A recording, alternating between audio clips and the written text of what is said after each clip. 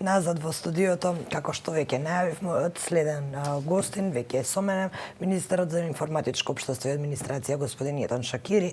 Добре дојдовте во студиото на утрински брифинг. Ви благодарам што прифативте поканата. Прв пат во нашето студио, се надевам не и последен. Ви благодарам и јас за поканата. Денеска сме понеделник, на сите граѓани на нашата држава им посакувам успешна недела и добро здравје. Па, пред се мора да ве прашам за состојбата со коронавирусот, така налагаат. Она што е најважно е како се грижите за здравјето, дали се почитуваат препораките и пред се што е со дали се враќаат на работа административците кои беа ослободени поради оваа пандемија.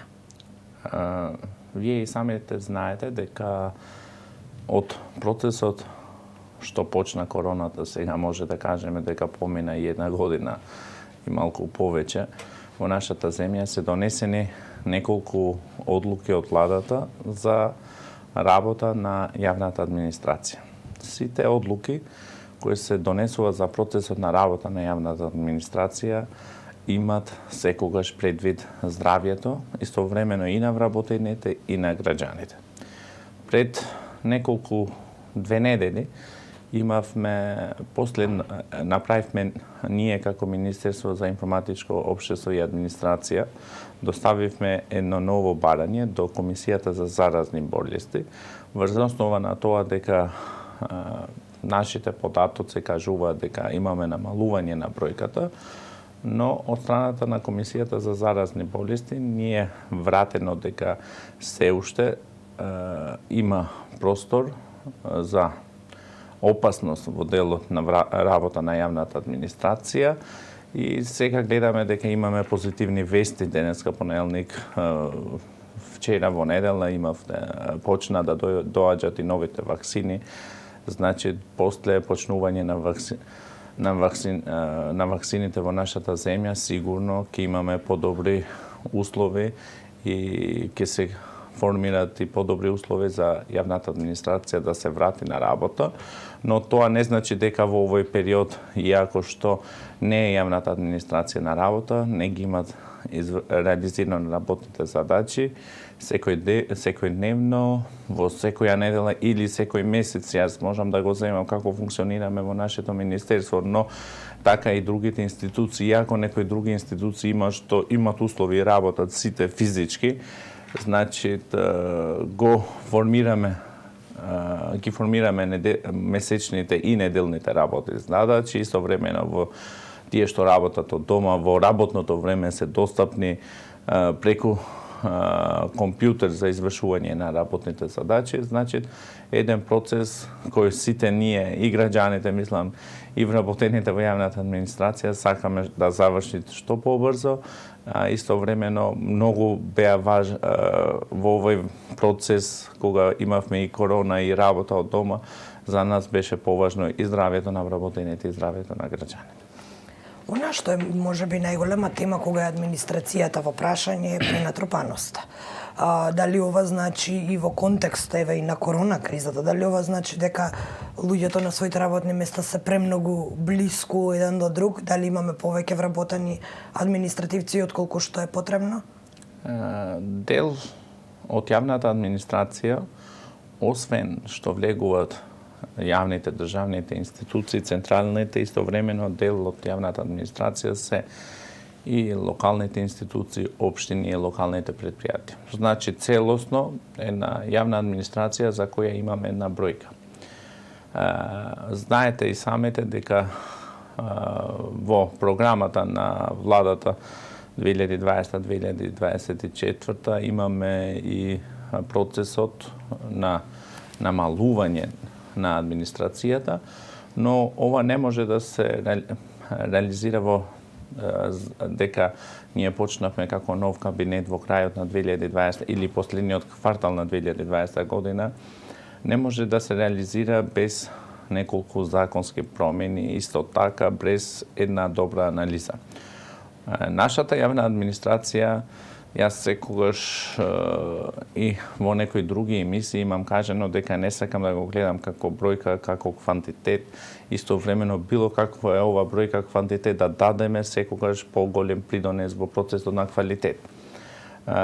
Кажувам дека од сите вработени во јавната администрација, секој што го извршува работните задачи, треба сите да сме повеќе професионалци. Имат многу добар дел од јавната администрација се навистина професионалци, но и тој другиот дел што би го нарекол дека е во оваа бројка плюс, јас посакувам сите тие да работиме заедно за да ги извршиме подобро работните задачи. Но кога бев во процесот на намалување, ние сега имаме почнато неколку законски промени со законот, новиот закон за пензионирање, законските измени или новиот закон за административни службеници или вработени во јавниот сектор. Имаме почнато исто така анализа на органите на државната управа која се врши преку ИПА проект, каде ќе имаме неколку информации за преклопување на функции, анализа на институции и така натака. Но овие ќе придонесуваат во мандат од 4 години во повеќе и подобра, поефикасна јавна администрација, но никогаш не значи дека и програмата на намалување ќе бидат во, како да кажам, во штета на тие што се вработени или вработените во јавниот сектор. Ќе може да се анализираат добри програми кои ќе бидат добри за целото општество. Кои се тие програми кои ги разгледувате? Вчера прочитав една анализа која вели дека во 2019-та има околу 800-900 административци повеќе во споредба со 2018-та. Вашиот претходник најави и еден проект кој предвидува трансфер на административци во приватен сектор, ако не се лажам, кога дојдовте на функцијата, рековте дека ќе го довршите тој проект и кажавте дека се разгледуваат неколку модели. Докаде сте со тој процес, кој модел е најприфатлив и најсоодветен? Ние почнавме со анализа на актуелните законски решенија кои ние ги имаме. Значи, законот за вработени во јавен сектор, законот за административни службеници, исто така и законот за организација на органите на државна управа. После разгледување на овие закони, јас пред ова дискутирав дека во делот на јавната администрација легуваат и општините, исто така и локалните предпријатија. Сите овие институции со годишните планови, секоја институција предвидува годишен план за наредна година. Значи, во текот на 2020 имат предвидено секоја институција годишен план за 2021 година. Актуелно, институциите од локална власт имаат собствени буџети и нивните предвидувања на годишни планови ги предвидуваат после нивните буџети исто така поминуваат во советите или управните одбори на институциите. И тука тие предвидуваат со средствата нови вработувања. Централните институции после годишните планови доставуваат барање во Министерството за финансии. Ако гледаме од овој аспект, централните институции и ние како институции имаме повеќе контрола во процесот на менаџирање. Министерството за финансии имаат повеќе контрола во процесот на доставување и давање на согласност за нови вработувања. Другите институции кои се во собствени буџети можат да предвидат и нови вработувања без разлика на актуелните политики кои ние ги имаме за намалување на јавната администрација. После поминување на законските решенија кои ние ќе ги разгледаме, ќе имаме и ограничување во процесот на нови вработувања.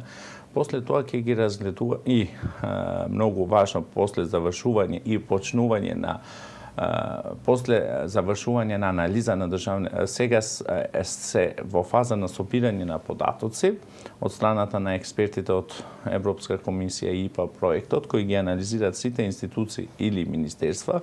После тоа доставуваат во Советот за реформи на јавната администрација, доставуваат извештај за втората фаза, после анализата што го има завршено во сите министерства за сите органи кои влегуваат тука. Ние ќе имаме како да кажам, како една слика за целата реална ситуација. После овие нови законски решенија, ќе го разгледаме, ќе го знаеме точната бројка, ќе ги разгледаме сите можности, ќе ги земаме најдобрите искуства од земјите кои имаат реализирано вакви проекти, ќе се направат добри проекти кои ќе даваат значаен придонес и за јавната администрација, исто така и за вработените кои ќе сака да преминуваат, но исто така значаен придонес и во приватниот сектор. Значи, во овие трите фази никогаш нема да бидат ниту во штета на вработените кои ќе сака да поминуваат од една во друга институција, но ќе биде во нивното, според сега идејата, ќе биде во нивното подобро усовршување, кај некого подобро професионализација, кај некого зашто ограничувањата кои ги имаме законски во јавната администрација за нивните унапредувања, кога се зема предвид работното искуство, завршување на нивното школување и така натака, овие сите можности ќе се формират добри модели кои ќе се земат со најдобрите искуства кои ги имаат земјите кои сега имаат направено вакви модели и мислам дека ќе биде многу важен процес, но за време после поминување на законските решенија, после една добра анализа, зашто навистина е еден добар проект кој треба добро да се анализира, истовремено и ќе треба да се соберат колку што повеќе податоци, да се анализираат повеќе модели за да бидат успешни. И колку би требал целиот тој процес ќе заврши ли до крајот на овој ваш мандат? Мислам дека мислам, но исто така и се надевам, иако ние во мандатот, ќе треба да го реализираме. Ние добро сега сме при крај на анализа на законските решенја на овие закони што јас ги споменував и после тоа ќе почнуваат фазата и овде имаме побарано и помош од Европска комисија. Тие секогаш се достапни за реализација на многу важни проекти кај нас и ние има двете, но мислам дека јас имам надеж до крајот на 2021 година ние ќе имаме неколку модели за анализа и за реализирање на овие важен проект. Се подразбира дека и новите законски решенја и модели ќе се предвидат со новото буџетско решение за наредна година и зашто ќе треба да предвидиме и средства во буџет за било каква реализација на било каков модел од овој многу важен процес. Убаво звучи она што го кажавте, тоа е некоја вин-вин-вин ситуација, но во праксата кај нас многу тешко до сега тоа излегувало така, па во тој контекст разговаравте ли со приватниот сектор? Какво е расположението кај приватниот сектор за преземање на дел од административците, а другото важно прашање до кое што доаѓаме, односно важната тема, а тоа е квалитетот на административците. Приватниот сектор, предпоставувам, би сакал да ги земе што поголем број квалитетни административци. Како ќе го изменаџирате целиот тој процес при трансферот и квалитетот? Дали ќе се изгуби квалитетот во државната администрација или ќе се жртвуваат фирмите да ги добијат помалку квалитетните административци? Јас мислам дека сме рано за фаза на дискусија на моделите, но секогаш и во одговорот на претходното прашање бев внимателен на тоа дека ние никогаш нема да биде овој процес ризик било за квалитетот што ќе го имат јавната администрација, нема да се намали квалитетот на јавната администрација, но никогаш нема да биде во товар на вработените во јавниот сектор, но најмалку во товар на приватниот сектор. Зошто го кажувам ова? Зошто кога ќе се анализираат моделите, јас како министер, но истовремено и председателот на владата и ние како влада, секогаш овие модели ќе бидат вклучени и стопанските комори. Например, ќе земам еден модел, некој вработен, например, се уште не се анализирани, но би го земал како пример да не е во штета на ниту една од веќе споменатите процедури. Ако некој вработен има вработен во јавната администрација со средно училиште, нивните достигнувања во јавниот сектор ќе може да бидат како во степен на кариера, но максимум. Исто така, тој сака и има волја да дава придонес за негово понатамошно усовршување, во тоа понатамошно усовршување ако се склучуваат, ако се во пакетите влегуваат помош од државата за негово усовршување, професионализација во некој сектор кој што не е дефицитарен во приватниот сектор, и така ќе придонесуваме за усовршување и исто така за повеќе и повисока плата, што тој ќе го добива со ова, како триаголник би го кажал, јавен, приватен и негово. Но многу сме рано за овие модели, зашто и овие модели зависат од економските движења и показатели, од овие модели зависат од бројот, овие модели, но затоа јас овде кажувам јавно дека секој вид на модел кој ќе се изработи со анализа добра и современо со вклучување на представници на синдикатите и представници од стопанските комори на нашата земја. Господин Шакири, да се вратиме назад во државниот сектор, внатре во администрацијата. Дали ова значи дека имате и нов проект или начин на воведување на мерит систем, она што е можеби рак-рана на нашата администрација, па и на сите граѓани кои живеат во оваа држава. Сите знаеме колку е тешко да се заврши една најосновна, банална работа кога е администрацијата во прашање. Во минатото имаше некакви обиди, граѓаните тоа го нарекоа само шминка, тоа беа оние тестерчиња ставени пред шалтерите кои покажуваат колку е граѓанинот задоволен и незадоволен, но прашањето ми е, ќе направите ли некаков систем конкретен и ефикасен за тоа кој службеник е колку ефикасен и корисен при извршување на својата работа?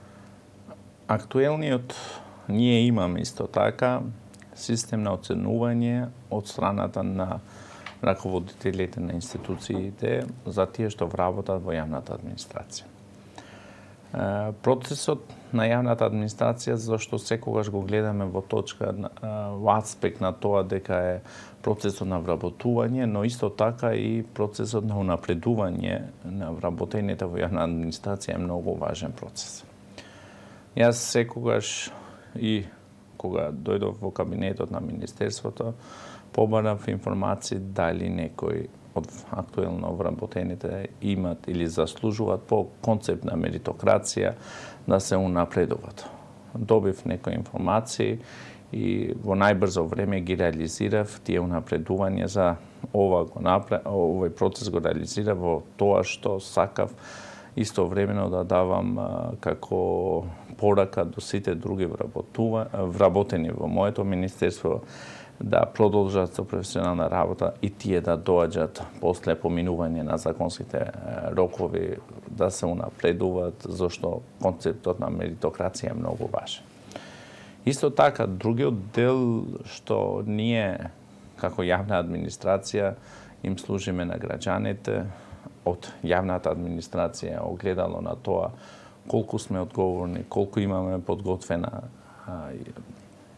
државна управа, државни институции во завршување на работните задачи и одговор на барањата на граѓаните.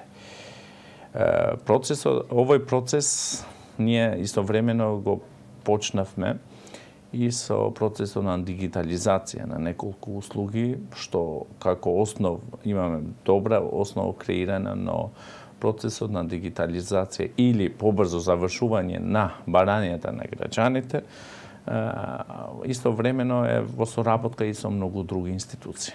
Зашто дигитализација не се врши само од МИОА, ќе треба дигитализација да се реализираат во сите институции кои влегуваат во делот на дигитализација. Но ова ќе придонесе побрзо решавање на проблеми, истовремено и побрзо одговор на барањата на граѓаните.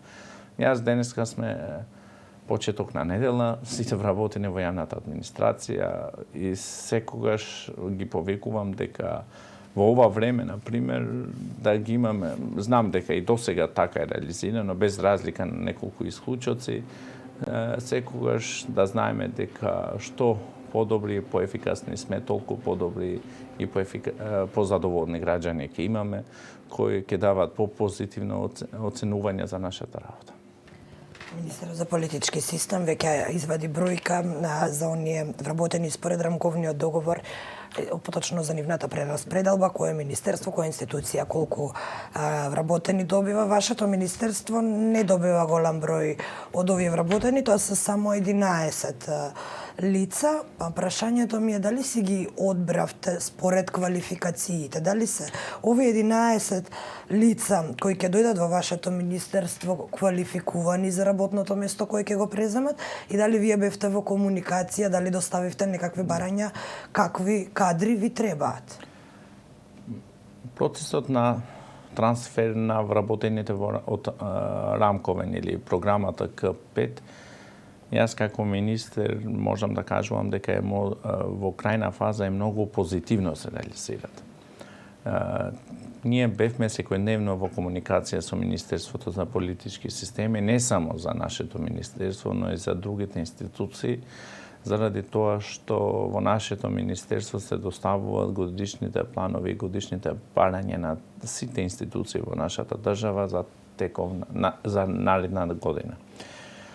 Доставивме информација и ако се однесува на тие 11 кои се во нашето министерство, знаеме дека побаравме според нашите потреби и според веќе доставените, мислам дека ние сме при крај на ова недела на усогласување на годишниот план или на актите на систематизација за превземање на овие 11 нови вработени, кои ќе придонесат во нашето министерство. Зема веќе решенија?